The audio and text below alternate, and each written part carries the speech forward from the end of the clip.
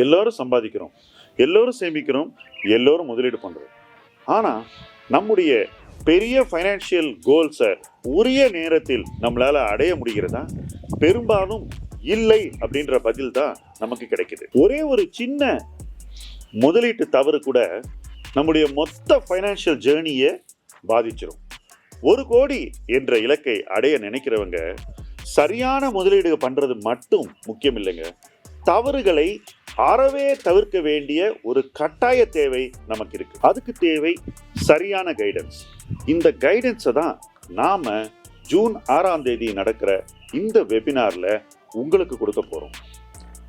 1 கோடி என்ற இலக்கை எப்படி அடையலாம், முதலீட்டு தவறுகளை எப்படி தவிர்க்கலாம், சரியான முடிவுகளை தொடர்ந்து எப்படி எடுக்கலாம், இதை பத்தி எல்லாம் நாம பேச போறோம். ரெஜிஸ்டர் பண்ணுங்க. வாங்க ஜூன் 6ஆம் தேதி பேசி இதை அடுத்த கட்டத்துக்கு கொண்டு போவோம். இலக்கு 1 கோடி, உங்களால் முடியும்.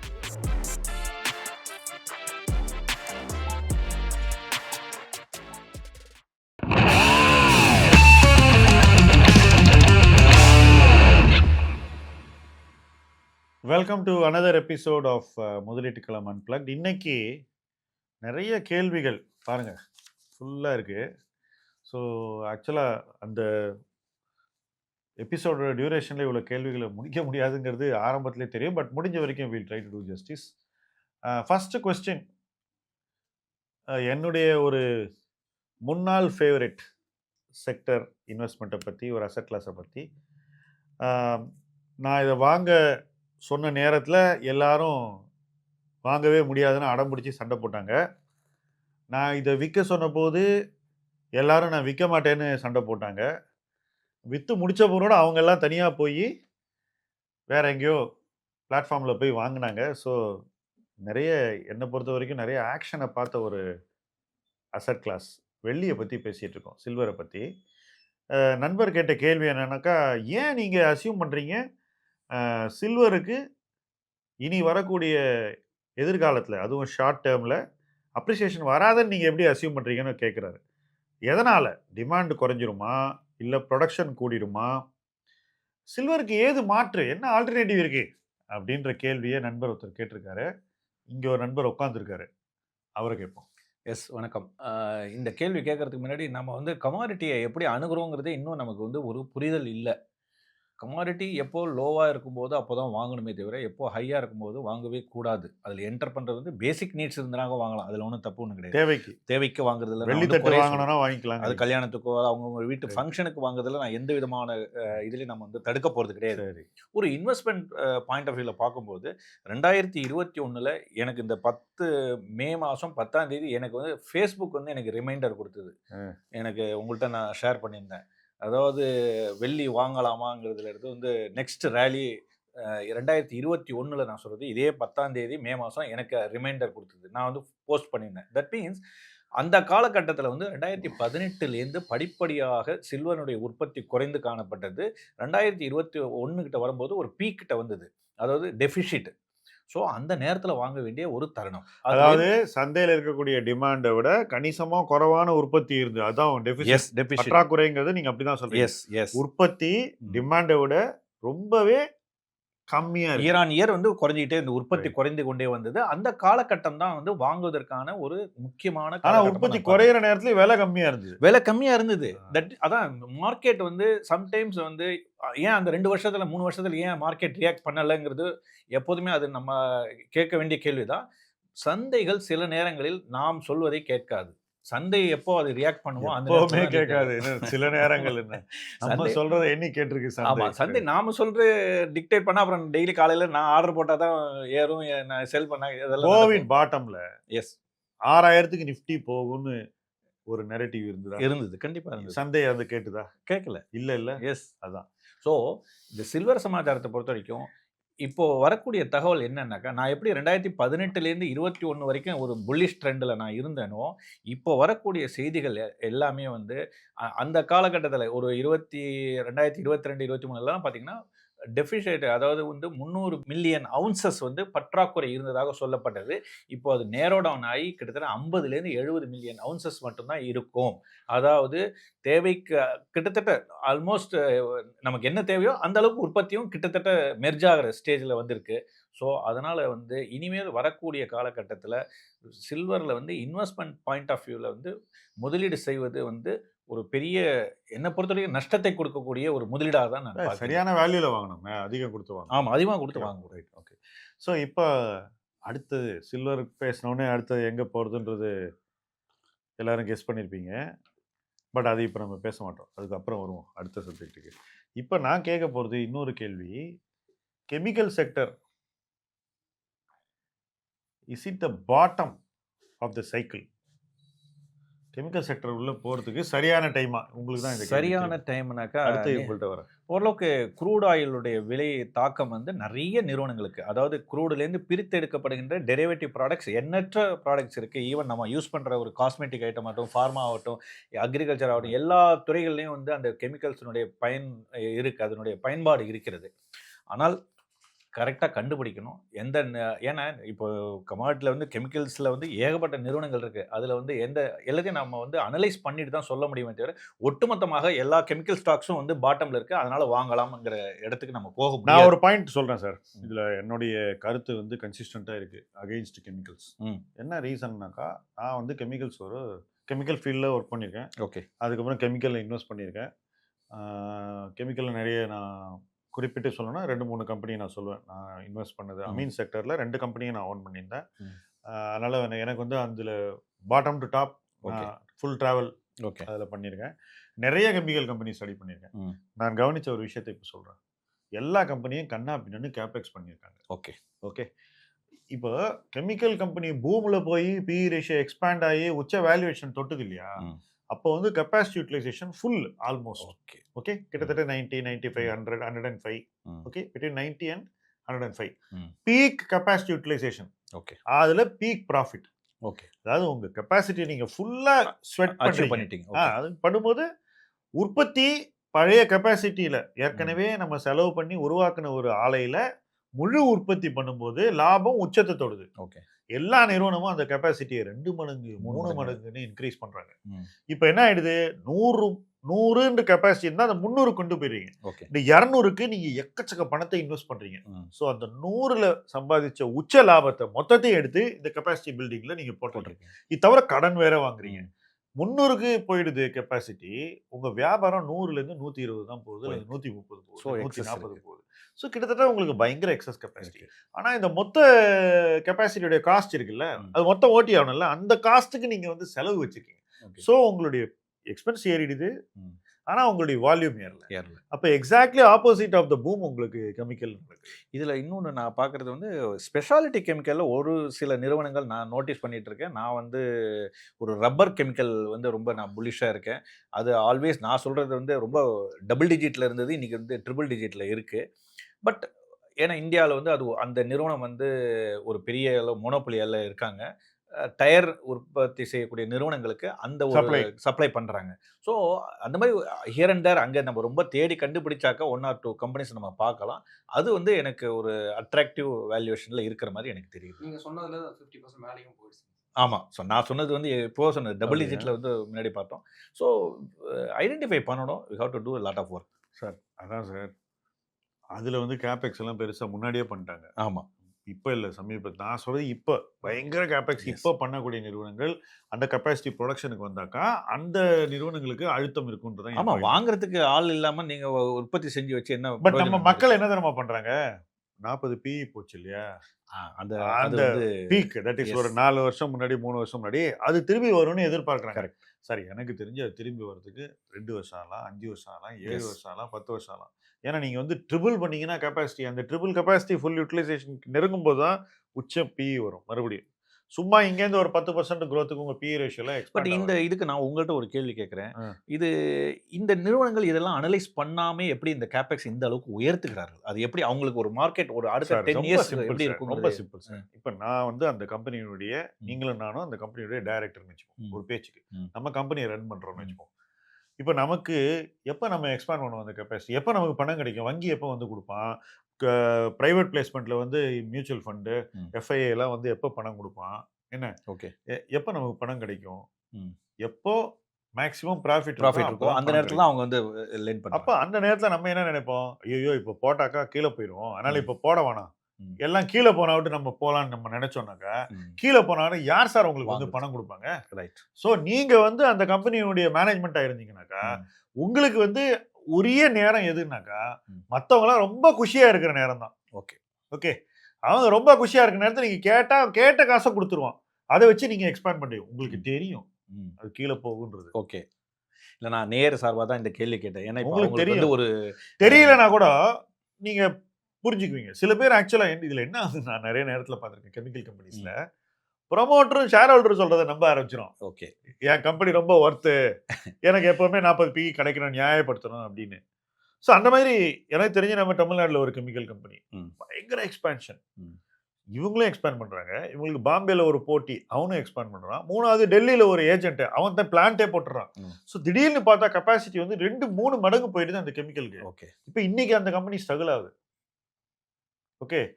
உச்சத்துல ஷேர் பிரைஸ் இருக்கும்போது கெமிக்கல் பூம்ல, நான் இதெல்லாம் நடந்துகிட்டு இருக்குன்னு எனக்கு தெரியுது. நான் சொல்றேன், ஏய் இவ்வளவு எக்ஸ்பேண்ட் பண்றாங்க, எங்க இருந்து காசு பண்ணுவாங்க அப்படின்னு.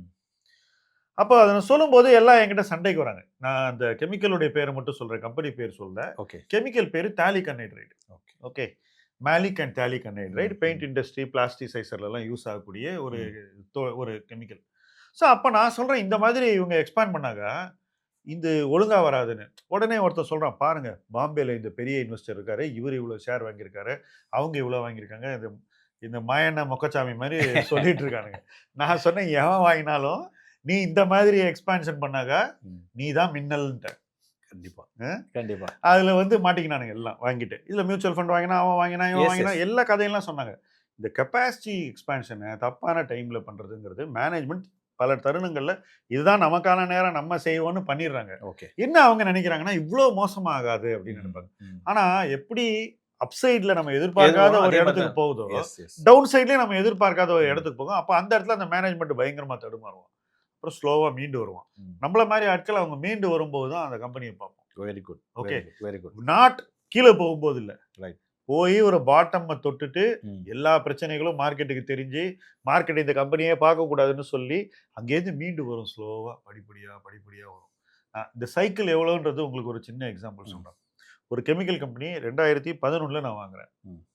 அங்கேருந்து 5 மடங்கு ஆகுது 2017, 18ல. ம். அங்கேருந்து எல்லாரும் அது வந்து மஸ்ட் ஓன் ஸ்டாக்கு, ஸ்டோரி எல்லாம் பண்ணாங்க. ஓகே. இது பிவிசி பேஸ்ட் ப்ராடக்ட். ஓகே.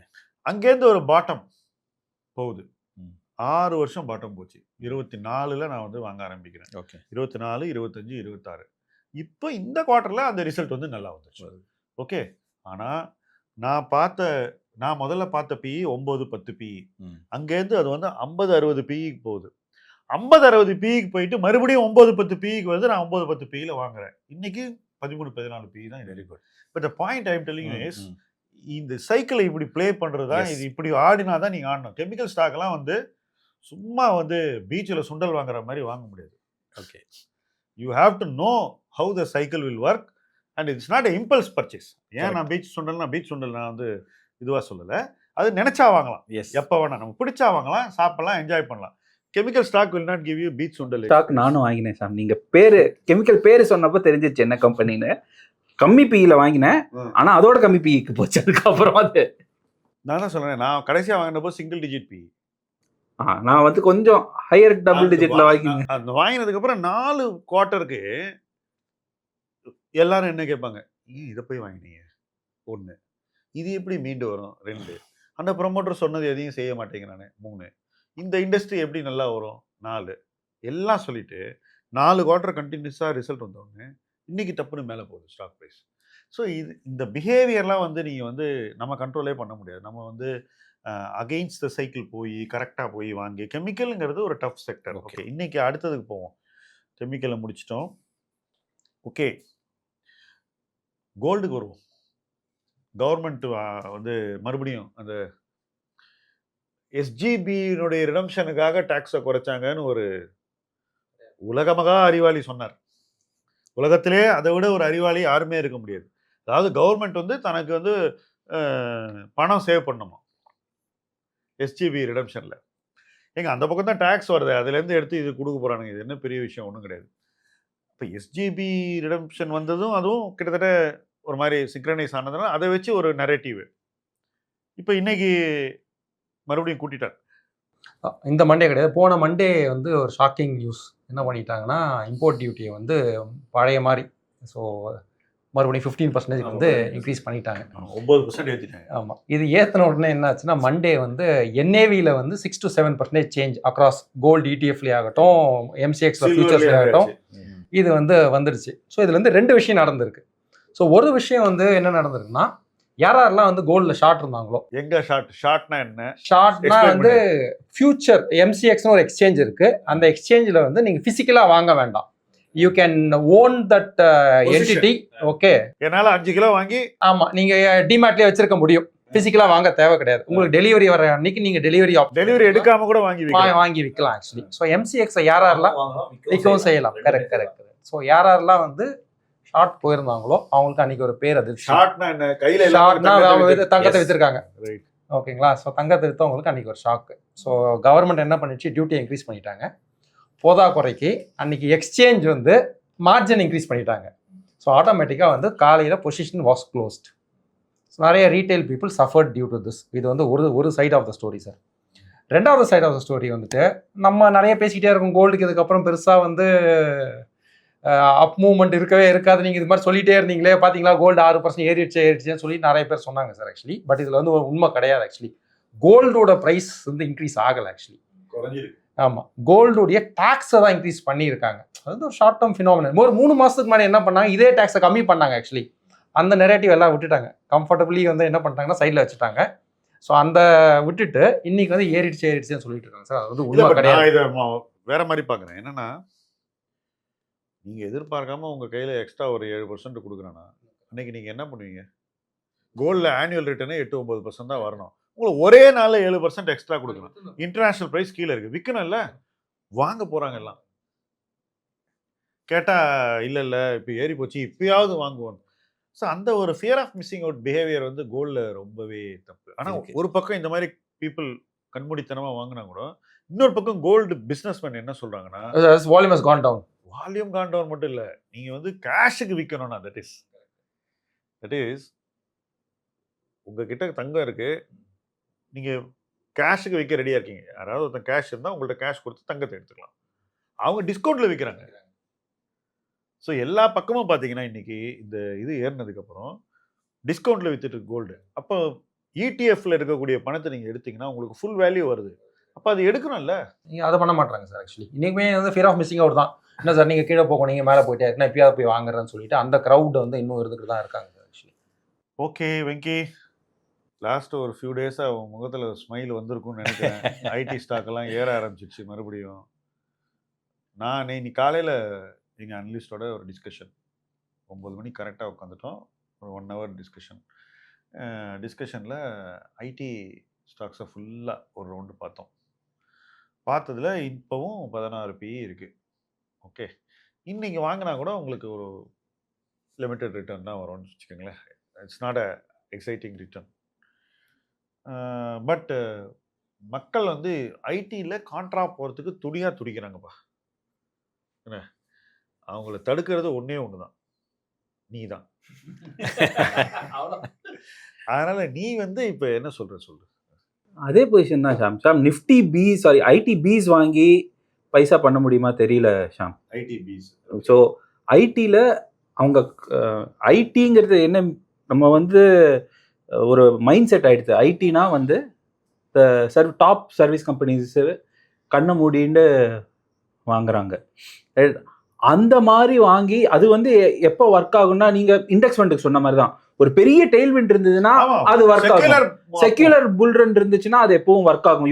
நம்ம வந்து வரி பண்ண வேணாம் என்னத்தை வாங்குறோன்னு. ஐடியில் இப்போ அது பண்ணி எனக்கு தெரிஞ்சு பைசா பண்ண முடியுமாங்கிறது doubtful. IT is not going away. But நம்ம மைண்ட் செட் ஆஃப் எந்த ஐடி பேஸ்ட் இது பண்ணணுங்கிறது பார்த்து வாங்குறதுங்கிறது தான் விஷயமே இருக்குது, ரைட்? அதில் வந்து கொஞ்சம் ரிசர்ச் பண்ணி பார்த்து வாங்கணும். ஏன்னா ஒன் திங் இது வந்து நான் இன்னொரு ஃப்ரெண்டுக்கிட்டையும் நேற்று பேசியிருந்தேன். அவரும் வந்து அவரோட மியூச்சுவல் ஃபண்ட் டிஸ்ட்ரிபியூட்டர் எங்கை writes very well, very erudite fellow. அவன் வந்து கீழே விழுந்திருக்கு, ஸோ சேஃப் டு ரெக்கமெண்ட் ஐடிபிஸ். நான் கேட்டேன் ஏன்டா பண்ணுற அப்படின்னு. ஸோ இப்போ டிஸ்கஸ் பண்ணும்போது கொஞ்சம் ரிசர்ச்சும் பண்ணினேன். ஆக்சென்ச்சரே இந்த வருஷம் க்ளோஸ் டு 40% கீழே விழுந்திருக்கு. Among the IT players Accenture has always slightly better returns எல்லாமே வந்துருக்காங்க. ஏன்னா they have a very good consulting wing. அதனால என்னன்னா அந்த consulting wing gets you the entry into the client premium and then they are part of all the. இது நிறைய nuance இருக்கு. Accenture தான் வந்து இந்த ஆர்எஃபிம்பாங்க, ரிக்வெஸ்ட் ஃபார் ப்ரொபோசல். ஸோ நிறைய ப்ரொபோசல் அவன் தான் வந்து கிரியேட்டே பண்ணி கொடுப்பான் கிளையண்ட்டுக்கு. ஸோ அவனுக்கே வந்து இவ்வளோ அடி வாங்கும்போது it is pretty tough for. Other reason is இன்னொரு திங் நான் என்ன பார்த்தேன்னா, fortune 500ல 40-50% of the guys companies have set up GCCs in India. நான் இது போய் செக் பண்ணேன், ரைட்? ஸோ என்ன ஆகுது, அவன் யார்கிட்ட பேசியிருந்தோன்னா அவன் பாயிண்ட் அது கீழே இருக்கிறவங்க வருவாங்களே வெங்கின்னு. ப்ராப்ளம் என்னன்னா அது கீழே இருக்கிற வரவனுக்கு வந்து இவ்வளோ ஐடி பட்ஜெட் கிடையாது. The IT budget which he allocates ஐடிக்கு, அதுக்கு ஒரு வயபிலிட்டி இருக்கும். அது வந்து is much lesser than the top guys. So ஒரு Goldman, Morgan Stanley, Citi, the big banks, அவங்களோட IT budget runs into billions of dollars. But இப்போ இன்னைக்கு நம்ம பார்க்குற ரேலி கடந்த சில நாட்களா இந்த வாரம் இது is more like reversion to இது வந்து டாலர் ரிவர்ஷன் இல்ல, டாலரோட it could even be a dead cat bounce சொல்ல முடியாது. unless some fundamentally strong news வந்தாலோடைய correction has passed. there is a rally. இந்த ரேலி எது வரைக்கும் போகுதுங்கிறத பார்க்கணும். பட் நான் ஒரு விஷயம் இதில் என்ன ஃபீல் பண்ணுறேன்னாக்கா, கம்பெனிஸ் கிட்டேருந்து வரக்கூடிய கமெண்ட்ரி கான்ஃபிடென்ட்டாகவே இல்லை. ஒன்று, இன்வெஸ்டர்ஸ் ஓவர் ஓன் பண்ணக்கூடிய ஒரு செக்டராக இது இருக்குது, பர்டிகுலர்லி ரீட்டைல் இன்வெஸ்டர். நிறைய employees, IT employees have only ID shares. கேட்டால் நான் அது எனக்கு அதான் புரியும், அதனால் வச்சுருக்கேன்னு. ஸோ இந்த விஷயங்கள்லாம் வந்து people have to keep in mind. எப்படி தங்களை டீரிஸ்க் பண்ணிக்கிறது, இந்த மாதிரி ரேலிஸ் எப்படி யூஸ் பண்ணுறதுங்கிறது ரொம்ப முக்கியம். என்ன another thing, இது நீங்களும் சொல்லியிருக்கேங்க. இன்ஃபேக்ட் ஒன்று வந்து at least younger crowd feels IT தான் புரியும்னு. இன்னொரு ப்ராப்ளம் விச் நானே பார்த்தது என்னென்னா, இந்த senior management in IT company அவங்க இந்த ஈசாப் கிடச்சி they're over invested in these ESOP. Right, they should. இப்போ வந்து ஃபார் எக்ஸாம்பிள் நான் ஒரு எக்ஸாம்பிள் சொல்கிறேன். நான் காக்னிசன்ட் முன்னாடி ஒர்க் பண்ணதுனால $85 இருந்தது பிகினிங் ஆஃப் த இயரில், $47 வந்துருச்சு. $85 $47 வந்துருச்சு, ரைட்? ஸோ அந்த $85 விற்க சொன்னப்போ அவங்க தேவர் நாட் இன்னும் கொஞ்சம் மேலே போகும். $47 பட் அது சம்பளமாச்சா, அதை கேஷ் பண்ணதுல என்ன பிரச்சனை? எக்ஸாக்ட்லி, காம்பன்சேஷன் தானே. நான் ஈசாப்பை பொறுத்த மட்டும் ஒண்ணே தான் சொல்லுவேன், trying to max out on it. Exactly, very dangerous. So நிறைய பேர் வந்து they're over invested in this, right? And அது தவிர பெருசா இல்லை. ஸோ இட் இஸ் ஒன்று கான்சென்ட்ரேஷன் ரிஸ்க். அண்ட் அதுலயும் அதோட வேல்யூ சரியும் போது it's like deer in front of the ஹெட்லைட்ஸ்ங்கிற மாதிரி ஆயிடுறாங்க. They're not realising what to do. அதை டீரிஸ்க் பண்ணி இன்னொரு இதுல பெட்டரா அலோகேட் பண்றதுக்கு பண்ண மாட்டேங்கிறாங்க. அது வந்து ஃபார் எக்ஸாம்பிள் சென்னையில் சார் நிறைய பேர் பார்த்தீங்கன்னா பேபாலில் ஒர்க் பண்ணிகிட்டே இருக்காங்க. ஸோ பேபாலில் ஒரு 4-5 வருஷத்துக்கு முன்னாடி ஜாயின் பண்ணவங்க. So part of their compensation was PayPal shares. அப்போ வந்து $300 சார் பேபால் ஷேரு. ஸோ என்ன ஆயிடுச்சு, இந்த 4-5 வருஷத்துல என்ன ஆயிடுச்சுன்னா பேபால் ஷேர்ஸ் $60 வந்துருச்சு. 45. So they have lost their shares, they lost their compensation, but still they are reluctant to sell actually. So 300 200 ஆச்சு, 200 150 ஆச்சு, 150 100 ஆச்சு. பட் இது நிறைய கம்பெனி, நீங்க ஃப்ரெஷ் ஒர்க்ஸ் கூட நீங்க சொல்லலாம், நீங்க $90 இருக்கு. Lot of people sir, Chennai has a lot of நான் என்ன சொல்ல வரேன்னா, இது காம்பன்சேஷன். ஓகே, இது உங்களுடைய வேலைக்கு நீங்க நியாயமாக பெற வேண்டிய ஊதியம். ஊதியத்தை காப்பாத்திக்கணும், அதுதான் உங்களுடைய முதல் கடமை. ஸோ ஊதியம் வந்துச்சுனாக்கா அதோடைய வேல்யூ ஓரளவு சாட்டிஸ்ஃபேக்டரியா இருந்தா கொஞ்சம் பணத்தையாவது வெளியே எடுக்கணும். ஒண்ணுமே எடுக்காம அப்படியே வச்சுக்கிட்டு, ஏன்னா மறுபடியும் அடுத்த வருஷம் வரப்போறது இது. ஒண்ணுமே நான் விற்க மாட்டேன் அப்படின்னாக்கா அது தப்பாயிரும். இங்கேயோ 1-2 கம்பெனி தான் சார் அப்படியே மேல போயிட்டே இருக்கு. அது NVIDIA பெங்களூர்ல இருக்காங்க, ஆயிரக்கணக்கான பேர். அது ரேருங்க, எல்லாருக்கும் NVIDIA ஆப்ஷன் கிடைக்காது. முக்கால்வாசி பேருக்கு தப்பான இதுதான் கிடைக்கும். நிறைய கம்பெனிஸ் யூஎஸ்ல இன்னைக்கு ஆப்ஷன்ஸ் வச்சுருக்கவங்க, ESOPs வச்சுருக்கவங்க, whatever compensation in the form of sweat equity or whatever, they have not handled this well. And இதை ஒழுங்காக ஹேண்டில் பண்ணனால என்ன ஆகுதுனாக்கா, அவங்க உருவாக்கக்கூடிய ஃபைனான்ஷியல் கார்பஸினுடைய அளவு கணிசமாக குறைஞ்சிருது. ஓகே, காம்பவுண்டையும் அவன் லைஃப்ல செய்ய வேண்டிய வேலையை செய்யறதில்ல. 2வது பாயிண்ட். 3வது, அவங்க வாழ்க்கையில செய்ய வேண்டிய முக்கியமான விஷயங்கள், பசங்களை படிக்க வைக்கிறது, மேரேஜ், இதுக்கெல்லாம் அந்த நேரத்தில் அவங்களுக்கு போதுமான பணம் இல்லாதனால சில பேர் பாரோ கூட பண்றாங்க. ஸோ ஒரு பக்கம் இந்த இன்வெஸ்ட்மெண்ட் இருக்கு, இன்னொரு பக்கம் ஒரு ஸ்டூடெண்ட் லோன் வாங்கியிருக்காங்க, ஆர் சமதர் வீடை வச்சு ஒரு லோன் வாங்கி படிக்க வைக்கிறது. ஸோ இது முழுவதும் என்னை பொறுத்த வரைக்கும் தவிர்க்க வேண்டிய ஒரு விஷயம். Somebody who has ESOP should always keep taking out some money at the right time, and then அந்த பணத்தை டைவர்சிஃபை பண்ணிக்கலாம், கேஷாக வச்சுக்கலாம், அதெல்லாம் அவங்க இஷ்டம். ஆனால் நான் விற்கவே மாட்டேன்னு பிடிவாதமாக இருக்கிறது என்னை பொறுத்த வரைக்கும் சரி. எங்கள் க்ளோஸ் ஃப்ரெண்டு கூட ஒருத்தர் ஆரக்கிள் அந்த ஒரே நாள் 40% போனப்போ நானும் ஷரத்தும் சொன்னோம், கொடுத்துரு, கொஞ்சமாவது கொடுத்துரு, கொடுக்கல. என் கசன் மொத்தம் விற்றான். அன்னைக்கு நைட்டு யூஎஸ்ல உட்காந்துருந்தவன் ஃபுல்லாக விற்றான். இங்கே வாங்கி சென்னையில் தான் உட்காந்துருக்காரு. எனக்கு ஷரத்துக்கும் க்ளோஸ் ஃப்ரெண்டு. நான் அப்புறம் யூஎஸ் போகிறேன். அதுக்கப்புறம் ஒரு நாள் கேட்டேன், என்ன பண்ணுங்கன்னு. அன்னைக்கு விற்றுட்டேன் ஃபுல்லாக அப்படின்னு. அப்பான்னு ரொம்ப சந்தோஷமாக இருந்தது. ஏன்னா அது ஒரு நாள் தான் டைம் கொடுத்து, 1 day 40% ஸ்ட்ரெயிட். அந்த 40% கிடைக்கும் போது நீங்கள் வேடிக்கை பார்க்கறது நான் நினைக்கிறேன் விலை ஏறும்போது நம்ம கிரெடி ஆகிடுறோம். இதுதான் என்னுடைய நாளைக்கு விற்கலாம், அந்த நாளைக்கு வரவே வராது. ஆல்ரைட், இன்னொரு ரொம்ப இன்ட்ரெஸ்டிங்கான செக்டர். இப்போ சமீபத்தில் கூட பாரதி இன்சூரன்ஸ் அவங்க கம்பெனியை பிரிட்டிஷ் கம்பெனியான ப்ருடென்ஷியல் பிஎல்சிக்கு விற்றுருக்காங்க. இதுக்கப்புறமும் ப்ருடென்ஷியல் பிஎல்சி இந்தியாவில் இருக்கும். இதுக்கு முன்னாடி இருந்திருக்கு எங்கன்னாக்கா ஐசிஐசிஐயோட பார்ட்னர்ஷிப்பில். பட் ஐசிஐசிஐ பார்ட்னர்ஷிப்பில் அவங்க ஷேரை தொடர்ந்து விற்றுக்கிட்டு தான் வராங்க. ஸோ கொஞ்ச நாள் கழிச்சு ஐசிஐசிஐ இன்சூரன்ஸ்னு மாறிடும், ப்ருடென்ஷியல் பேர் போயிடும்னு நான் நினைக்கிறேன். ஸோ இந்த டீல் நடந்த உடனே அடுத்த நாள் பயங்கர மார்க்கெட்டில் பயங்கர சலசலப்பு. தொடர்ந்து இன்சூரன்ஸ் கம்பெனிஸ் மார்க்கெட்டில் வீக்காக தான் இருக்குது. அப்போ இன்சூரன்ஸோட கதை முடிஞ்சிடுச்சா? நீங்கள் 2 ப்ராமினன்ட் இன்சூரன்ஸ் கம்பெனிஸ் இருக்குது. ஒன்று HDFC லைஃப் ஆகட்டும், இன்னொன்று ஐசிஐசிஐ ப்ருடென்ஷியல் லைஃப் ஆகட்டும். ஆக்சுவலி அவங்க ஐபிஓ வந்ததுலேருந்தே பார்த்தீங்கன்னா பெருசாக ஒரு அப்மூவ் பார்த்த மாதிரி தெரியல. ஒரு ரேஞ்சில் தான் இருக்குது. ஒரு 500 ரூபாயிலேருந்து 700 ரூபாய் போகும், மறுபடியும் 500 ரூபாய்க்கு வந்துடும், மறுபடியும் 700 ரூபாய் அப்படியே தான் இருந்துகிட்டே இருக்குது. இப்போ ஐசிஐசியில் பார்த்தீங்கன்னா ப்ருடென்ஷியல் கொஞ்சம் அவங்களோட ஸ்டேக்கை கொஞ்சம் விற்றுருக்காங்க. So it has been in pressure. Actually ஒரு 500 ரூபாய் பக்கம் இருந்துகிட்டே இருக்குது. பட் ஐசிஐசியும் வாங்கியிருக்காங்க, பேங்க் வாங்கியிருக்காங்க. ஸோ இப்போ என்ன பிரச்சனையாகுதுன்னா, ஆக்சுவலி இந்த பேங்க் அஷூரன்ஸ் சேனல்னு சொல்கிறாங்க பார்த்தீங்களா சார், அவங்களாம் they're trying to come out of this ICICI fold. அது கொஞ்சம் நெகட்டிவாக பார்க்கப்பட்டாலும் valuation wise on a long term basis நல்லா இருக்கிற மாதிரி தான் சார் இருக்குது இன்சூரன்ஸ் ஆக்சுவலி. ஸோ போன 4-5 இயர்ஸாக பெருசாக ரிட்டர்ன்ஸ் கொடுக்கவே இல்லை. So it is good time to பார்க்க ஆரம்பிச்ச போது ஒரு அளவீடு இருக்குது இன்சூரன்ஸ் கம்பெனிக்கு, எம்பெடட் வேல்யூ. அது அதை விட எத்தனை மடங்கு அதிகமாக மார்க்கெட் கேபிடலைசேஷன் இருக்குன்றது தான் அளவு. 3.5-4 கிட்டே இருந்தது. ஓகே, இன்னைக்கு 2க்கு வந்துருச்சு. 2ங்கிறது இந்தியா மாதிரி ஒரு ஏர்லி ஸ்டேஜ் க்ரோத் மார்க்கெட்ஸ். இன்சூரன்ஸுக்கு இந்தியா ரொம்ப early stage growth market. So இவ்வளோ ஏர்லி ஸ்டேஜ் இருக்கும்போது நிச்சயமாக வளர்ச்சிக்கு ரொம்ப நாள் இருக்குன்ற ஒரு சூழ்நிலையில் எனக்கு இந்த 2ங்கிறது ரொம்ப ஒரு மீனிங்ஃபுல் அட்ராக்டிவாகவே எனக்கு தெரியுது. But market view consensus view completely opposite என்னை பொறுத்த மட்டும். ஸோ இப்போ நீ வாங்குவியா இன்சூரன்ஸ்? டெஃபினட்டாக வாங்குவேன். என்ன மாதிரி ஹொரைசனுக்கு? ஒரு 3 to 5 years டைம் ஹாரிசன் வச்சுருந்தோம்னா it's a good time to accumulate insurance stocks. நீ வாங்குவியா இன்சூரன்ஸ் ஸ்டாக்ஸ்?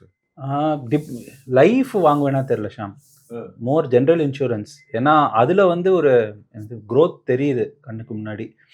எஸ்பெஷலி இந்த ட்ரெடிஷ்னலோட இந்த கோ டிஜிட் மாதிரி. அச்சா, கோ டிஜிட் யூ லைக் அந்த நாட் லம்பார்ட்.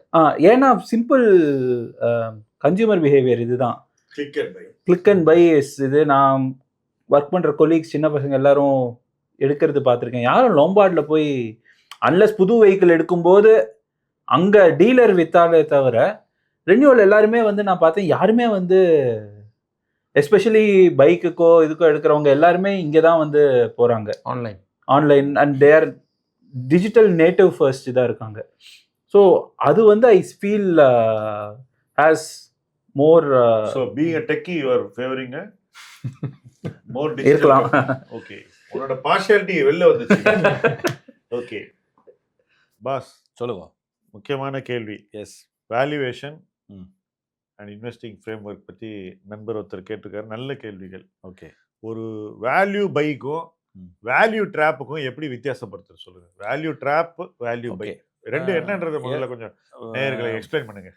அதாவது நிறுவனத்தினுடைய லாப சதவீதம் நிறையா இருக்கலாம், எல்லாமே பாசிட்டிவாக கூட இருக்கலாம். ஆனால் மார்க்கெட்டு உரிய மதிப்பு அதுக்கு கொடுக்காது. ஸ்டாக் மார்க்கெட்டில் வந்து இந்த வேல்யூவேஷன் நம்ம மார்க்கெட் ஃபேஸ் லிஸ்ட் ஆகிற வேல்யூ வந்து நம்ம வந்து அதனோட உண்மையான மதிப்புக்கு நிகராக நம்ம கொடுக்காம இருப்போம். சில 10 மடங்கு இருக்கணுங்கிற இடத்துல 5 மடங்கு 4 மடங்கு மட்டுமே அது கொடுத்துருக்காங்க. புக் வேல்யூலேருந்து பார்த்தீங்கன்னா இருக்கலாம். அது வந்து ஒரு பக்கம். இதை எப்படி அணுகணும், வேல்யூ பை வேல்யூ ட்ராப் அப்படின்னாக்கா நான் எப்படி அதை என்னுடைய புரிதலில் நான் எப்படி பயன்படுத்திக்கிறேன் அப்படின்னு பார்த்தாக்கா, இப்போ அவர் சொன்ன அந்த ரப்பர் கெமிக்கலோட நிறுவனத்தை கூட நான் உதாரணத்துக்கு எடுத்துக்கிட்டேன். எப்படி நான் அதை ஃபைண்ட் அவுட் பண்ணேன், எப்படி ஒரு ஸ்டாக்கை நம்ம ஐடென்டிஃபை பண்ணுறோம். கடந்த ஒரு 10 வருட ஒரு காலத்துக்கு நான் சொல்கிறது, ஒரு 5 வருஷத்துக்கு முன்னாடி நான் சொல்கிறது, இது இப்போ இல்லை, அதுக்கு முன்னாடி, அதாவது மொத்தத்தில் ஒரு 15 வருஷத்துக்கு முன்னாடி அந்த நிறுவனத்தினுடைய டெட்ஸ் வந்து படிப்படியாக குறைந்து கொண்டே வந்தது. அது வந்து ஒரு முக்கியமான ஒரு இது ஒரு ஈவெண்ட்டாக நான் பார்த்தேன். அதில் அவங்களுடைய டெட்டு வந்து எதனால் குறையுது, என்ன ரீசன்னால் குறையுது, அதையும் நான் அனுமானித்தேன். என்ன பிஸ்னஸ் பண்ணுறாங்க, முதல்ல வந்து என்ன ஒரு நிறுவனத்தை நம்ம வாங்குறது, ஸ்டாக் வாங்குறது வந்து ஏதோ சில பேர் டபுள் கணக்கு போட்டீங்க. ஆமாம், டபுள் டிஜிட்டில் இருந்தாக்க நிறையா வாங்கலாம், இல்லை 4 டிஜிட்டில் இருந்த ஸ்டாக் வந்து கொஞ்சம் கம்மியாக தான் வாங்க. இதெல்லாம் வேண்டியதே இல்லை, இதெல்லாம் பார்க்க தேவையில்லை. நம்ம பிஸ்னஸ் என்ன பண்ணுறாங்க, அவங்களுக்கு பாரோயிங்ஸ் என்ன இருக்குது, படிப்படியாக பாரோயிங்ஸ் குறைஞ்சிக்கிட்டே வருதா, என்ன காரணத்தினால அது குறையுது, வருங்காலத்தில் இதே மாதிரி குறைவதற்கான வாய்ப்புகள் இருக்கா, அதையும் நம்ம பார்க்கணும். ஏன்னா இப்போ நம்ம இதெல்லாம் பாஸ்ட், நான் 10 வருஷத்தினுடைய கதையில் வந்து அது குறைஞ்சிக்கிட்டே வரலாம். இதே கதை வந்து முன்னாடி வரக்கூடிய காலகட்டத்திலே அவங்களுக்கு வந்து அதுக்கு என்ன விதமான ஒரு சாதகமான சூழ்நிலை, அது எதுலேருந்து தெரியும் அப்படின்னு பார்த்தாக்கா, அந்த நிறுவனத்தினுடைய சேர்மன் பேசுகிறார் இல்லையா, ஒரு இதுலேயும் குவார்டர்லி ரிசல்ட் வந்து கமெண்ட்ஸ் கொடுக்குற அந்த கமெண்ட்ரியை படித்து பார்த்தாக்கா தான் அவர் என்ன சொன்னார், என்ன நடந்திருக்கு. அது மாதிரி ஒரு குவார்டர்லி. பட் வேல்யூ ட்ராப்புங்கிறது நீங்கள் இதெல்லாம் பார்க்குறீங்க, உங்களுக்கு ரொம்ப சீப்பாக தெரியுது ஒரு கம்பெனி. இப்போ உதாரணத்துக்கு நான் சொல்கிறேன், ஆஸ்பெஸ்டாஸ் சார்ந்த ப்ராடக்ட்ஸ் பண்ணக்கூடிய கம்பெனிஸ் வந்து ஜென்ரலாக எப்போவுமே சீப்பாக இருக்கும். ஆமாம். ஓகே, இப்போ வெறும் ஆஸ்பெஸ்டாஸ் மட்டும் பண்ணக்கூடிய ஒரு கம்பெனி, ஆஸ்பெஸ்டாஸ் ப்ராடக்ட் பண்ணக்கூடிய கம்பெனி சீப்பாக இருந்தால் கூட அதனுடைய நிறுவன மதிப்பு கூடாது. ஏன்னா அதில் நிறைய சிக்கல்கள், உடல் சார்ந்த பாதிப்புகள்லாம் இருக்கு, ரிஸ்க் எல்லாம் இருக்கு. அதனால அது வேல்யூ ட்ராப் அப்படின்னு சொல்றாங்க. ஆமா. சோ அதான் அது வேர் இட் காசஸ் ஹார்ம். நீங்க வந்து கிட்டத்தட்ட சிகரெட் கம்பெனி கூட இப்போ வேல்யூ ட்ராப்னு சொல்லலாம். நீங்க நிச்சயமா சொல்லலாம், நிச்சயமா சொல்லலாம். பிகாஸ் அது சார்ந்த பாதிப்பு இருக்கு. இந்த வேல்யூ ட்ராப் பத்தி பேசும்போது இன்னொரு இன்ட்ரெஸ்டிங்கான ஒரு தகவல் நான் சொல்றேன். அமெரிக்கால, உலகளாவிய யூரோப்ல இருக்கக்கூடிய வைஸ், அதாவது பழக்க வழக்கங்கள் சார்ந்த நிறுவனங்கள், ஓகே, உதாரணத்துக்கு drinks, alcohol producing companies, பெர்னோ regard, Diageo, இதனுடைய பங்கு விலை வந்து குறைச்சிட்டே வருது. என்ன ரீசன்னாக்கா, மக்கள் வந்து பயங்கர ஹெல்த் கான்ஷியஸ் ஆயிட்டாங்க. ஸோ அவங்க வந்து குடிக்கக்கூடிய அளவுகளை வந்து கணிசமாக குறைச்சிட்டாங்க. யங்ஸ்டர்ஸ் எல்லாம் இன்னைக்கு குடியிலிருந்து வெளியே போகிறாங்கன்னு இது வந்து வளர்ந்த நாடுகளில் இருக்கக்கூடிய ஒரு நெரேட்டிவ். அதனால் வந்து ஆல்கஹால் ஸ்டாக் ப்ரைஸ் கீழே வந்துகிட்டே இருக்குது. இதில் என்ன வேடிக்கைனாக்கா, ஆல்கஹால் கம்பெனிஸாக நிறைய கடன் வாங்கி வச்சுருந்தாங்க, வாங்கி நிறைய க்ரோத் எல்லாம் பண்ணி வச்சுருந்தாங்க, பிராண்ட் எல்லாம் வாங்கி அதெல்லாம் பண்ணி. அப்போ வட்டியும் கம்மியாக இருந்தது. ஸோ இப்போ வட்டி கூடிடுச்சு, இன்னொரு பக்கம் நிறுவன மதிப்பு குறைஞ்சிருச்சு, கன்சம்ஷன் குறைஞ்சிருச்சு. ஸோ ஆனால் பார்த்தா ஷேர் சீப்பாக இருக்குது, பி ரேஷியோ படி பார்த்தா. ஆனால் அது சீப் இல்லை. அது சீப்பாக இருக்கிறதுக்கு உரிய காரணங்கள் இருக்குது. அந்த காரணங்களை தான் நம்ம வந்து கண்டிப்பாக புரிஞ்சுக்கணும். இதுதான் வந்து ஒரு கம்பெனியை வந்து வேல்யூ ட்ராப்பாக மாற்றுகிறது. இன்னைக்கு யூஎஸ்ல cigarette and liquor companies are seen as value trap என்னை பொறுத்த வரைக்கும். ஓகே, அந்த மாதிரி நிறைய கம்பெனிஸ் இருக்கு. எனக்கு நம்ம ஊர்லயே வந்து கேஸ்ட்ரால்லாம் கேஸ்ட்ரால வேல்யூ ட்ராப், ஆர்ஓஇ, ஆர்ஓசி எல்லாம் பாத்தீங்கன்னா லைக் கண்ணில் ஒத்தி வச்சுக்கிற மாதிரி இருக்கும் நம்பர்ஸ். பட் growth வரும். ஸோ 2-3 வளர்ச்சியே இல்லாம நீ சொல்ற லாஜிக் ஐடி கம்பெனி அந்த மாதிரி ஆகலாம், வேல்யூ ட்ராப்பா ஆகலாம். அதனால தான் வந்து நான் வேணாம் சொல்லிட்டு இருக்கேன். அண்ட் அனதர் வேல்யூ ட்ராப், நீங்க சொன்ன வேல்யூ ட்ராப்பா தெரியல, சம்டைம்ஸ் வந்து growthம் இருக்கும், பிஇ எல்லாமும் கம்பேரிட்டிவ்லி சீப்பராக இருக்கும். பட் ஏதாவது ஒரு கம்பெனி மேலே ஒரு ஓவர் ஹேங் இருக்கும். நீங்கள் சொன்ன மாதிரி ஹெல்த் இது ஆர் ரெகுலேட்டரி கன்சர்ன் இருக்கும். அப்போ வந்து என்னதான் நம்பர்ஸ் ரொம்ப நல்லா இருந்தாலும் மார்க்கெட் வந்து அதுக்கு வந்து ஊரிய மரியாதை கொடுக்கும். மரியாதை ஸோ இதுக்கு கொடுக்காது. பேங்க்ஸ்ல ஒரு எக்ஸாம்பிள் எடுத்துக்கலாமா சார்? ஸோ சொல்லுங்க. வேல்யூவேஷனுக்கு ஹெச்டிஎஃப்சி பேங்க்கும் வேல்யூ ட்ராஃபிக் எஸ் பேங்க்கும் எடுத்துக்கலாமா சார்? நீங்கள் ஆன்சர் பண்ணிருக்கு. மேபி நிறைய பேரை புண்படுத்த வேண்டாம். பட் இப்போ நான் அதர் எக்ஸ்ட்ரீம் போகிறேன். ஓகே, அதாவது ரொம்ப cheap but for a reason value trap. Very high P Ather Energy, Swiggy, Lenskart, almost triple digit P are negative EPS, PE கிடையாது Correct. அதுக்கு. ஓகே, இந்த மாதிரி கம்பெனிஸ் வந்து விலை ஏறிட்டே இருக்கு. மக்கள் அதை வந்து விரட்டி விரட்டி வாங்கிட்டு இருக்காங்க. As a investor should you avoid the stocks based on PE? இல்ல இல்ல இல்ல என்னைக்கோ ஒரு நாள் நல்லா வரும் அப்படின்னு சொல்லி கண்மூடித்தனமா வாங்கணுமா? ஏன்னா இன்னைக்கு நிறைய பேர் வந்து என்ன உதாரணம் சொல்றாங்கன்னு நான் சொல்றேன். இப்படித்தான் பெரிய பெரிய ஆட்கள்லாம் எட்டர்னல்ல நீங்க வாங்கவே கூடாதுன்னு சொன்னீங்க, அதாவது ஜொமேட்டோவை. அது 40 ரூபாயிலேருந்து இன்னைக்கு வந்து 300 சொச்ச ரூபாய் போயிட்டு இன்னைக்கு 245 ரூபா இருக்கு. உங்களால தான் நான் கேட்டேன் அப்படின்னு மற்றவங்களை சொல்றது ரொம்ப வழக்கமாயிடுச்சு. ஸோ அந்த விஷயத்த நீங்க என்ன நினைக்கிறீங்க? ஏன்னா சில நீங்களும் correct. வாங்கக்கூடாதுன்னு சொல்லியிருக்கீங்க. ஆமா, அதாவது இல்ல இல்ல வாங்க அந்த லிஸ்ட்ல நீங்களும் நானே இருக்கீங்க. இருக்கேன். இந்த Right. ரீசன் சில இடத்துல இதை தான் சொல்லணும். ரெண்டு விஷயம் வந்து இது ஒரு ஸ்டாக் நம்மளை விட்டு கை விட்டு போயிட்டுங்கிறதுனால அதை சேஸ் பண்ணுறதுங்கிறது, அதை நான் என்னோட அகராதியில் அதை நான் வந்து எடுத்துட்டேன். அது வேண்டியதே இல்லை. அப்படி போனால் அது 1000 ரூபா போனால் கூட நம்ம வந்து அதுக்காக வருத்தப்பட வேண்டிய அவசியமே கிடையாது. அப்ப இதெல்லாம் அவாய்ட் பண்ணணும்னு சொல்றீங்களா?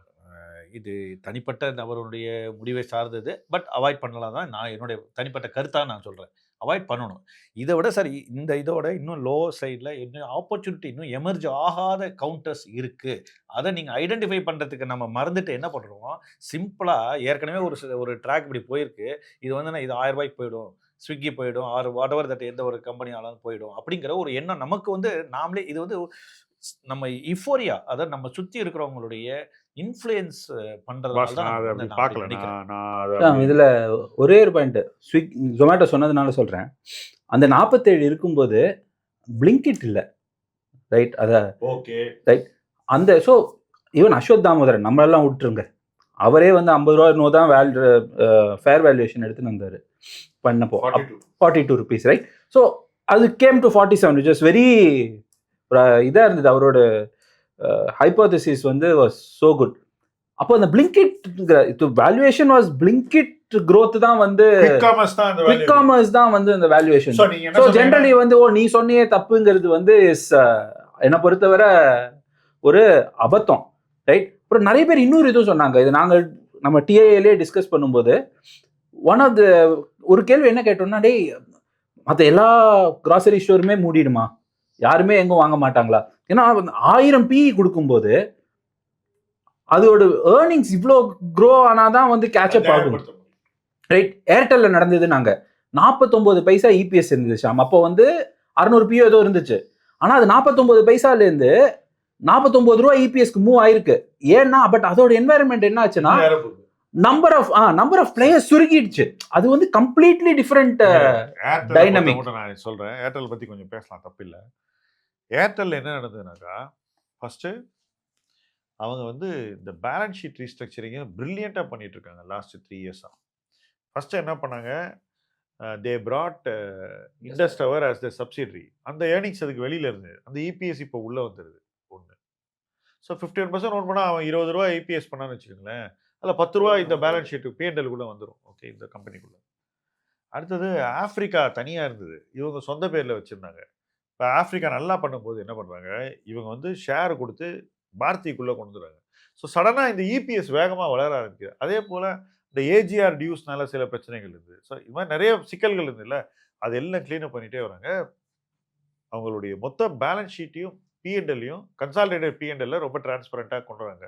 அப்போ உனக்கு ரியல் வேல்யூ அசஸ் பண்ண முடியுது. 49 பைசாங்கிறது ரியல் வேல்யூ இல்லை. பட் நான் உனக்கு 22 வருஷம் பின்னாடி கொண்டு போகிறேன். இதே பாரதி ஏர்டெல்ல ஷேர் 45 ரூபா இருக்கு, இபிஎஸ்ஸே இல்லை. நீங்கள் பி ரேஷியோ போட்டீங்கன்னா 100 கணக்கில் வரும். ஓகே, அன்னைக்கு சில பேர் வாங்கினாங்க. ஏன்னா அவங்க என்ன சொன்னாங்கன்னா, இது வந்து ஃபிக்ஸ் காஸ்ட் பிஸ்னஸ், இது எல்லாம் ஆயிடுச்சுன்னா அதுக்கப்புறம் வந்து வளர்ச்சி இருந்தாக்கா அந்த வளர்ச்சி அதிகமாகும் போது நிறைய லாபம் வரும். அதுவும் இந்தியாவில் இன்னும் நிறைய பேர் ஃபோனே வாங்கலை, அவங்களாம் வாங்கணும். இது டேட்டாக்கு முன்னாடி ஓகே இது பண்ணாங்க. அந்த லெவல்லேருந்து தான் இன்னைக்கு வந்து பாரதி வந்து இந்த லெவலுக்கு வந்திருக்கு. இன்னைக்கும் என்ன எனக்கு தோணுதுனாக்கா, நான் படித்த வரைக்கும் சொல்கிறேன், telecom industry is going to throw out free cash like no other industry. இவ்வளவு 1000 கோடிகள் ஃப்ரீ கேஷ் வரும் இந்த கம்பெனியில் அப்படின்னு சொல்கிறாங்க. இன்ஃபேக்ட் ரிலையன்ஸுக்கும் இன்னைக்கு cash cow is telecom. So இந்த 2 கம்பெனிக்கும் பணம் வந்து கொட்ட போகுது. பிரச்சனை என்னன்னா, ஒரு லே இன்வெஸ்டர் இது எவ்வளவு இருக்கும், இதோடைய மதிப்பு என்ன அப்படின்ற 2 விஷயத்தில் கணக்கு போட கஷ்டப்படுறாங்க. So they are looking at just ஸ்க்ரீனரில் போய் நீ என்ன இபிஎஸ் பார்த்தா it doesn't tell you what will be the future. So அப்படி பார்த்து நிறைய பேர் எங்கிட்ட கூட சண்டை போட்டாங்க, நீங்கள் எதுக்கு அதை வந்து போரிங் ஸ்டாக்ஸில் வச்சுருக்கீங்க, ஏன் நீங்கள் பாரதி ஏர்டெல், நீங்கள் வேல்யூ இன்வெஸ்டரே கிடையாது. போன 10 டேஸில் பாரதியில் ரொம்ப இன்ட்ரெஸ்டிங்கான ஒரு விஷயம் சார். ஃப்ரம் 52 வீக் லோ போச்சு. ஸோ அப்போ யாருமே அதை வாங்க பார்க்கவே இல்லை. மறுபடியும் 1950க்கு வந்துருச்சு. இந்த வேல்யூ பையில் இன்னொன்று நம்ம சொல்லிடுறேன். நம்ம 2012 ஞாபகம் இருக்கா, சுந்தரம் ஃபாஸ்டனர் வந்து 50 ரூபாய்க்கு 37 ரூபாய்க்கு நாம வந்து இதே டீ 37 ரூபாய்க்குல இருந்தது. இன்னைக்கு என்ன அதனுடைய மதிப்பு என்ன? அது அந்த மாதிரி சர்க்கம்டான்சஸ்ல அன்னைக்கு அது வேல்யூ பை தான். வேல்யூ பை, அதுதான் அது எக்ஸாம்பிள். அது சொல்லணுங்கிறது தான் நான் சொல்றேன். வேல்யூ பைனா அன்னைக்கு வந்து இன்ஃப்ளேஷன் டபுள் டிஜிட்ல இருந்தது, ஏகப்பட்ட எஃப்சிசிபி இஷ்யூ எல்லாம், ஊர்ல கச்சா எண்ணெய் விலை வந்து அது வந்து அன்னைக்கு $100 மேல நடக்குது. இப்ப கூட ஒரு prominent South Indian auto ancillary company book வேல்யூக்கு கீழே இருந்தது டில் லாஸ்ட் வீக். ஏன்னா அவங்களுக்கு கொஞ்சம் இந்த கிளைம்ஸ் எல்லாம் இருந்தது, தட் இஸ் வாரண்டி கிளைம்ஸ் இருந்தது. ஸ்ட்ரெயிட்டாக புக் வேல்யூக்கு வந்திருக்கு. இன்னைக்கு கூட அது புக் வேல்யூல தான் இருக்கு. It is not expensive. Okay, so value பைங்கிறது எப்பவுமே நம்மளை சுத்தி இருந்துகிட்டே தான் இருக்கு. அதுதான் சந்தேகமே இல்லை. இப்போ இருக்கு, நம்மளை சுத்தி இருக்கு, நாம அதை கவனிக்க மாட்டோம், ஐடென்டிஃபை பண்ணணும்.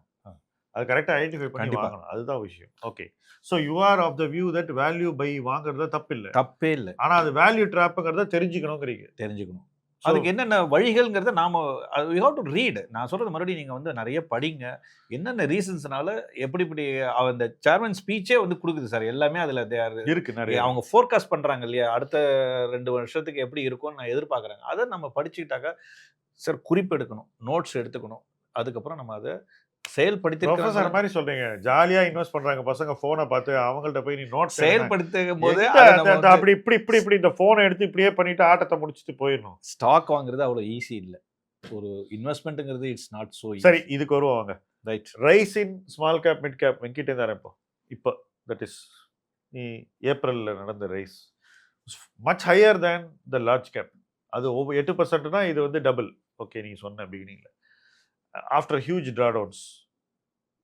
இப்போ are they still undervalued small and mid cap or are they overvalued? Simple question. I think கொஞ்சம் ஓவர் வேல்யூட் தான் ஷாம். ரீசன் சொல்லிடுறேன். ஏன்னா இது மல்டிபிள் கமெண்ட்ரியில் நான் கேட்டேன். ஒரு கம்பெனியில் 2-3 கம்பெனி என்ன ஆயிருக்குன்னா வந்து இந்த குவார்ட்டர் ரிசல்ட் நல்லா வந்திருக்கு. வார் வந்து ஃபெப் எண்டு கிட்ட தான் ஆரம்பிச்சது. நிறைய small and mid gap company அடுத்த குவார்ட்டர் தான் வரப்போகுது. ஆமா, ஒரு மாசம் இன்வென்ட்ரி மோஸ்ட் எல்லார்கிட்டயுமே இருந்தது.